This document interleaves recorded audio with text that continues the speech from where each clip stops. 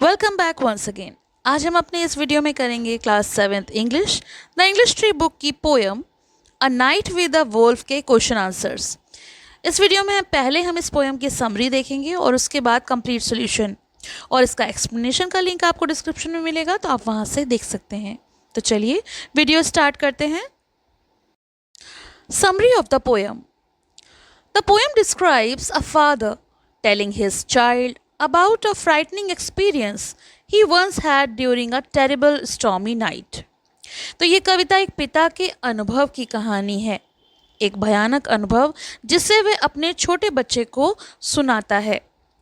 While traveling alone in the mountains, he lost his way in the dark. तो वो बताते हैं कि एक बार की बात है, वो पहाड़ों में यात्रा करते समय एक भयंकर तूफानी रात में रास्ता भटक गए थे। The night was full of heavy rain, strong winds and the danger of wild animals like wolves and bears. चारों ओर घना अंधेरा था, घोर अंधेरा था, तेज बारिश और हवा भी चल रही थी। जंगल में भेड़िया और भालू जैसे जंगली जानवर भी थे और उन्हें उनसे खतरा था। Tired, hurt and unable to see clearly, he finally found shelter under a fir tree near a rock. थके हुए, घायल होने के कारण वो मुश्किल से आगे बढ़ पा रहे थे और उन्होंने आखिरकार एक देवदार, फिर का पेड़ होता है, देवदार का पेड़ और चट्टान के पास थोड़ा सा आश्रय उन्हें मिला, जहां वो उस रात को काट सकते थे। Suddenly he noticed two shining green eyes. It was a wolf. लेकिन अचानक उनके पास एक भेड़िया आ गया। दो हरी चमकती आंखें उन्होंने देखी और वो चमकती आंखें किसी और की नहीं, एक भेड़िए की थी। Instead of attacking him, the wolf quietly lay down beside him. उस भेड़िए ने उन पर हमला नहीं किया, बल्कि वो उनके पास आकर लेट जाता है। Throughout the long stormy night, the man and the wolf stayed together, keeping each other warm and safe from the harsh weather. पूरी रात दोनों तूफान से बचने के लिए एकदम सट के साथ साथ बैठे रहते हैं और एक दूसरे को शरीर की गर्मी देते रहते हैं। When morning came, the storm stopped. Both of them left their hiding place and went their separate ways. जब सुबह होती है, तूफान शांत हो जाता है, तो दोनों अपने अपने रास्ते चले जाते हैं। The father ends the story by reminding his child that home is the safest and most comfortable place during a storm. अंत में पिता अपने बच्चे से कहते हैं कि ऐसी तूफानी मौसम में अपना घर सबसे सुरक्षित और आरामदायक स्थान होता है। तो इस पोयम की थीम यानी मुख्य संदेश ये है, the poem shows that in difficult situation even natural enemies can live peacefully together. तो कविता ये बताती है कि संकट के समय में भी जो घर है वो सेफ प्लेस होता है और जितने भी हमारे एनिमीज़ हैं जो कि नेचुरल हैं, वो भी एक शांत जगह ढूंढना चाहते हैं। It also highlights the safety and comfort of home. तो ये भी बताती है कि घर हमारे लिए एक सुरक्षित जगह है, एक सुरक्षित और आरामदेह जगह। Question answers. Question number A, skim to answer. First question is complete the word web. So here is the 5 points.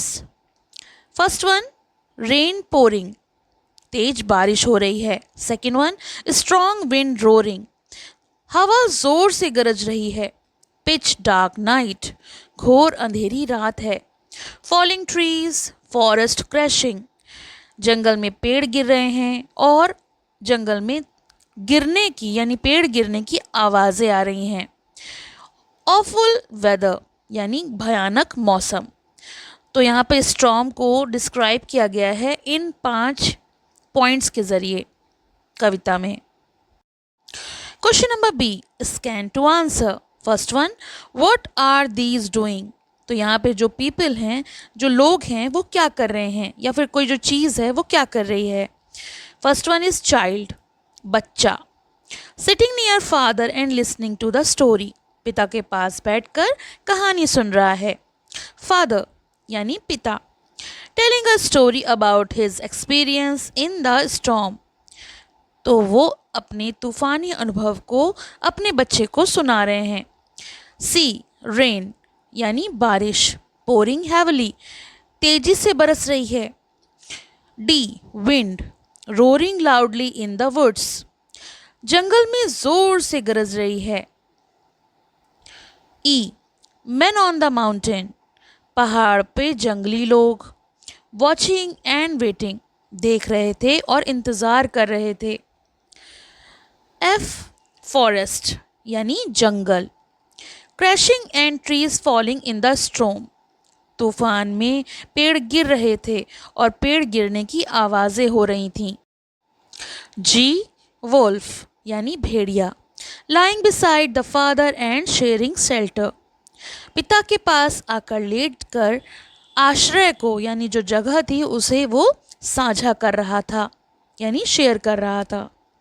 Last friends in the morning, सुबह के मित्र कौन थे. Going away from the hiding place in the morning, सुबह होने पर दोनों अपने अपने रास्ते चले गए यानी wolf and father. Question number 2, what was father telling the child, पिता बच्चे को क्या बता रहे थे. Answer, father was telling the child about a frightening experience when he was lost on a mountain during a terrible stormy night.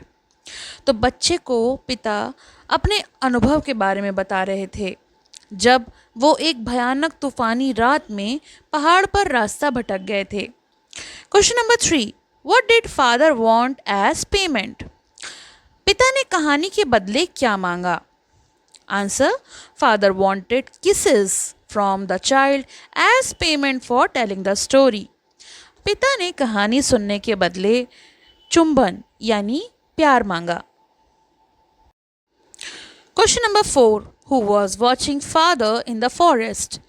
जंगल में पिता को कौन देख रहा था. Answer, wild men.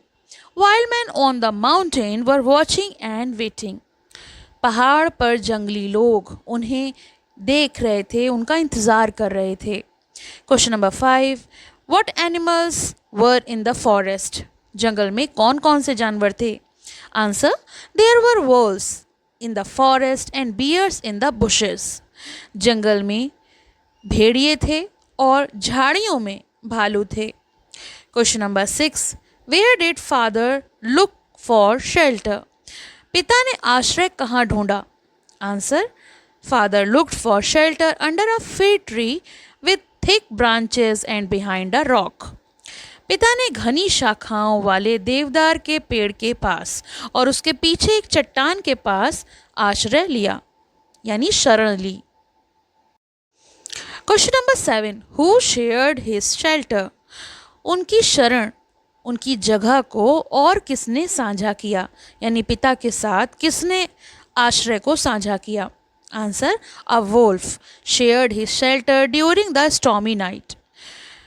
एक भेड़िए ने उनके साथ उस तूफानी रात में उस जगह को साझा किया. Question number 8, what is being compared to father's house at the end? अंत में पिता ने घर की तुलना किससे की? Answer, Father's house is compared to a safe and comfortable place during a stormy night. अंत में पिता बताते हैं कि तूफान के समय अपना घर सबसे ज़्यादा सुरक्षित और आरामदायक स्थान होता है. Next question, question number C, reference to context. First one, little one come to my knee. Question number 1, A, who is the little one? तो लिटिल वन यहाँ पर कौन है? Answer, the little one is the father's young child. यहाँ पर little one पिता का छोटा बच्चा है. Question number B, why should the person come to the knee? उस व्यक्ति को घुटने के पास क्यों आना चाहिए? Answer, the child should come and sit near the father so that the child can listen to the story and feel safe and comfortable. उस बच्चे को पिता के पास आकर बैठना चाहिए ताकि वो आराम से कहानी को सुन सके और अपने आप को सुरक्षित और आरामदायक महसूस कर सके. Question number C, why is it raining? बारिश क्यों हो रही है? Answer, it is raining because there is a stormy night in the poem. कविता में भयंकर तूफान चल रहा है, इसीलिए तेज बारिश हो रही है। Second reference, bending the props of the pine tree roof and snapping many a rafter. Question number A, what is the pine tree roof? Pine tree roof क्या है? आंसर, पाइन ट्री रूफ का अर्थ है चीड़ के पेड़ों की घनी शाखाएं जो जंगल में छत जैसी दिखाई देती हैं। So the answer, the pine tree roof refers to the thick branches of pine trees in the forest, forming a roof-like cover. Next question, B. What was bending the roof? छत को क्या झुका रहा था? क्या बेंड कर रहा था? Answer, the strong stormy wind was bending the pine trees. तेज तूफानी हवा पेड़ों को झुका रही थी। Question number C. What does snapping many a rafter mean? तो यहाँ पर snapping many a rafter का क्या अर्थ है? Answer, it means that many branches and trunks of trees were breaking because of the strong wind. इसका अर्थ है तेज हवा के कारण पेड़ों की शाखाएं और तने टूट रहे थे। Third reference, his wet fur pressed against me. Each of us warmed each other. Question number A, whose wet fur is being spoken of? तो यहाँ किसके वेट फर के बारे में बात की गई है? Answer, it refers to the wet fur of the wolf. यहाँ पर भेड़िए के भीगे हुए बालों की बात की गई है। Question number B, where were they? वो कहाँ पर थे? Answer, they were under a fig tree near a rock where the father had taken shelter. यहाँ पर वे जो है वो फादर और वोल्फ दोनों के लिए है और वो एक देवदार के पेड़ के चट्टान के पास आश्रय में थे। Question number C, why were they warming each other? वो एक दूसरे को गर्माहट क्यों दे रहे थे, गर्म क्यों कर रहे थे? Answer, because it was very cold and stormy so they kept each other warm. वो एक दूसरे को गर्म इसलिए कर रहे थे क्योंकि मौसम बहुत ठंडा और तूफ़ानी था और अपनी जान बचाने के लिए वो एक दूसरे से सट कर शरीर की गर्मी ले रहे थे। Question number D, infer to answer. First one, why does father want to hold the child close? पिता बच्चे को अपने पास क्यों रखना चाहते हैं? Answer, the father wants to hold the child close to make the child feel safe and loved. पिता बच्चे को सुरक्षित और प्यार का एहसास कराने के लिए अपने पास रखना चाहते हैं। Question number 2, how did father get lost in the story? कहानी में पिता कैसे भटक गए हैं? Answer, he get lost because the night was dark and stormy and he lost his way in the mountains. कहानी में पिता घोर अंधेरी और तूफानी रात के कारण पहाड़ों में रास्ता भटक गए हैं। Question number 3, why was father hurrying? पिता जल्दी क्यों कर रहे थे? Answer, father was hurrying to find shelter and escape from the dangerous storm. Father यानी पिता तूफान से बचने और सुरक्षित जगह खोजने के लिए जल्दी कर रहे थे। Question number 4, why were the men wild? जंगल में जो लोग थे यानी उन लोगों को जंगली क्यों कहा गया है? They are called wild because they lived in the mountains and were rough and dangerous people. उन लोगों को जंगली इसलिए कहा गया है क्योंकि वो जंगल या पहाड़ों में रहने वाले कठोर और ख़तरनाक लोग होते हैं। वहाँ का जैसा रहन सहन होता है उसको देखते हुए वो काफ़ी खतरनाक माने जाते हैं। Question number 5, describe the storm in the forest?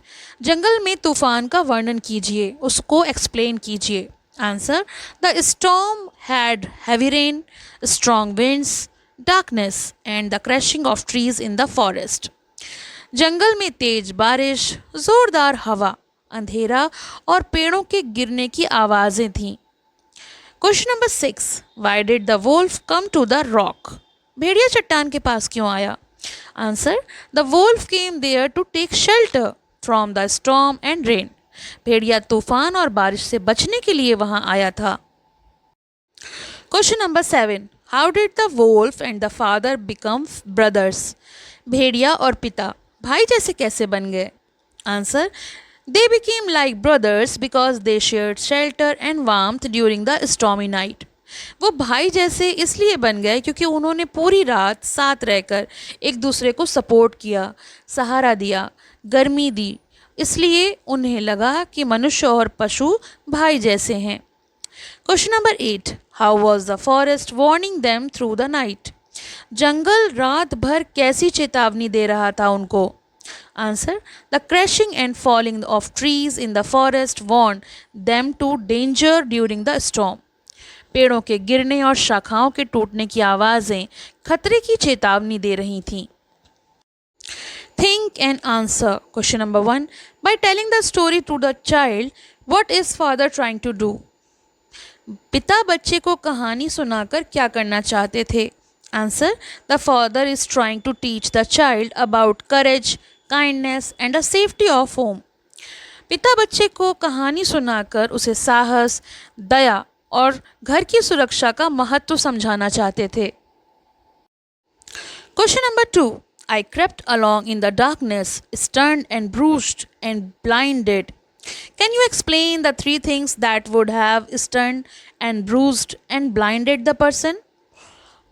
तो ये 3 शब्द हैं, stunned, bruised and blinded। तो हमें यहाँ पर इसके बारे में बताना है। फर्स्ट वन है stunned. The man was shocked and confused because of the terrible storm, loud winds and the danger around him. Stunt का मतलब होता है स्तब्ध रह जाना। व्यक्ति तूफान में डर के कारण घबराया और चकराया हुआ था, अचरज में था। Bruised, he was injured while moving through the forest, possibly hitting rocks, branches and falling in the dark. Bruised का मतलब होता है घायल होना। व्यक्ति गिरने या पेड़ों पत्थरों से टकराने के कारण उसको चोट लग गए थे, जख्म हो गए थे, वो घायल हो गया था।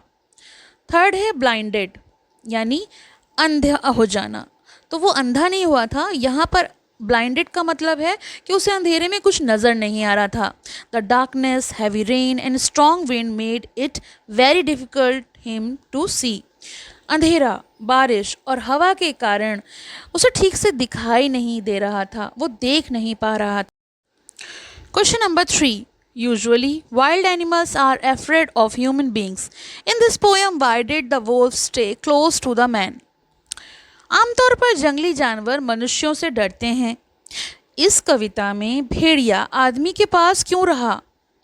Answer, the wolf stayed close to the man because it was also trying to escape the storm and find shelter. इस कविता में भेड़िया आदमी के पास इसलिए रहा क्योंकि वो भी तो तूफान से बच रहा था, बारिश से बचने के लिए आश्रय ढूंढ रहा था। The weather was very harsh and dangerous, so both the wolf and the man needed warmth and protection. क्योंकि जो मौसम था वो कठोर और ख़तरनाक हो गया था, इसलिए दोनों ही एक दूसरे को नुकसान पहुंचाने की बजाय एक दूसरे का सहारा, सुरक्षा और शरीर की गर्मी ढूंढ रहे थे, प्रोटेक्शन ढूंढ रहे थे। Instead of harming each other, they stayed together, survived the storm. एक दूसरे को नुकसान न पहुंचाकर उन्होंने एक दूसरे को सहारा दिया, जिससे वो उस भयानक तूफान से खुद को सरवाइव करवा पाए।